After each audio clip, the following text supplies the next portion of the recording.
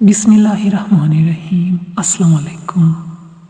सदका फ़ितर हर इस मुसलमान पर वाजिब है जो साहिब निसाब हो।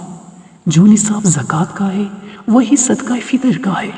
दोनों में फ़र्क ये है कि ज़कात वाजिब होने के लिए सोना, चांदी या माल पर साल गुजरना शर्त है, लेकिन सदका फ़ितर के लिए साल का गुजरना शर्त नहीं। सदका फ़ितर वाजिब होने के लिए रोज़ा रखना शर्त नहीं। जिन लोगों ने सफ़र, बीमारी, हुज़र, ज़ेबी या किसी और वजह से रोज़े नहीं रखे, इन पर भी वाजिब है।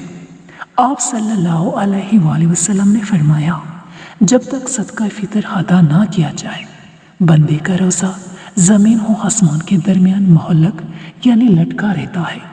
एक और जगह इरशाद है, हज़रत अब्दुल्ला इब्न अब्बास रज़ियल्लाहु तआला अन्हु ने फरमाया कि आप सल्लल्लाहु अलैहि वसल्लम ने सदका फ़ितर को फ़र्ज़ फरमाया, जो रोज़ादारों की लग़वियात और बेहुदा बातों से पाकी है और गरीबों की परवरिश के लिए है।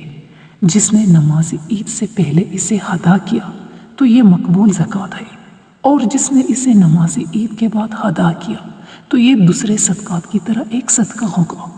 एक और हदीस में है कि हज़रत अब्दुल्ला बिन उमर रज़ियल्लाहु तआला अन्हु बयान करते हैं कि हुज़ूर सल्लल्लाहु अलैहि वसल्लम ने हुक्म दिया कि सदका फ़ितर नमाज ईद के लिए जाने से पहले अदा किया जाए।